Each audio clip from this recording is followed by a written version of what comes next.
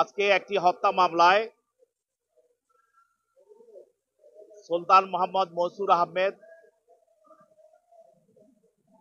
তাকে এই মামলায় তদন্তকারী কর্মকর্তা গ্রেপ্তার করে বিমানবন্দর এলাকা থেকে গ্রেপ্তার করে আজকে বিজ্ঞ আদালতে উপস্থাপিত করা হয়। বিজ্ঞ আদালতে উপস্থাপিত করে তদন্তকারী কর্মকর্তা বলেন যে গত 28-10-23 তারিখে বিএনপির যে মহাসমাবেশ হয়েছিল বিএনপির পল্টন কার্যালয়ে সামনে, সেই মহাসমাবেশের চলাকালীন সময়ে প্রধান বিচারপতির বাড়ির সামনে যারা অপেক্ষমান যারা এই সমাবেশে ছিল তাদের উপরে পিছন থেকে যুবলীগ, ছাত্রলীগ এবং সরকারের মদতপুষ্ট আরো অস্ত্রধারীরা এই সমাবেশের উপর আক্রমণ করে। এই আক্রমণের সূত্র ধরে পুলিশ এবং যুবলীগ, ছাত্রলীগরা পুরা মহাসমাবেশের উপরে তারা আক্রমণ করে। আপনারা জানেন সেই মহাবেশ থেকে তারা গ্রেনেড চার্জ করে, গুলি করে সেই মহাসমাবেশকে তারা পণ্ড করে দিয়েছিল। সেই মহাসমাবেশে প্রধান বিচারপতি বাড়ির সামনে আক্রমণকালে যুবদল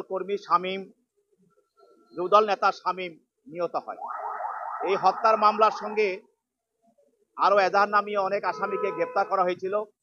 ওই আসামিদেরকে জিজ্ঞাসাবাদ করার সময় তদন্তকারী কর্মকর্তা আজকের যে আসামি সুলতান মনসুর আহমেদ তার জড়িত থাকার বিষয়টি নিশ্চিত হয়।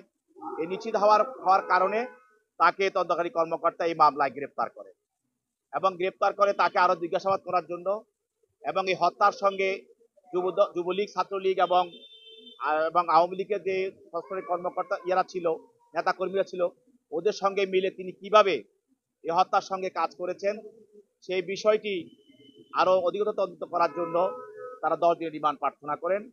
বিজ্ঞ আদালত উভয় পক্ষে বলতে তার পক্ষে কোনো আসামির পক্ষে কোনো আইনজীবী ছিল না, তার পক্ষে তিনি নিজেই আদালতে বক্তব্য রাখেন এবং তিনি যে 18 সালে ধানের শীষ নিয়ে নির্বাচন করে যে দলের সঙ্গে বেইমানি করেছেন সেই বিষয়ে উনি বক্তব্য রাখেন নাই।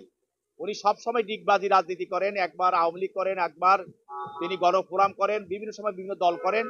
পরবর্তীতে তিনি 18 সালে আবার আওয়ামী লীগে যোগ দিয়ে আওয়ামী লীগের শেখ হাসিনাকে তুষ্ট করার জন্য যে কোনো সন্ত্রাসী কার্যকলাপের সঙ্গে জড়িত ছিল এবং সর্বশেষ এই আজকের যেই ঘটনার সঙ্গে জড়িত ছিল মর্মে তদন্তকারী কর্মকর্তা এজাহার নামী আসামি তাদেরকে জিজ্ঞাসাবাদ করে নিশ্চিত হন।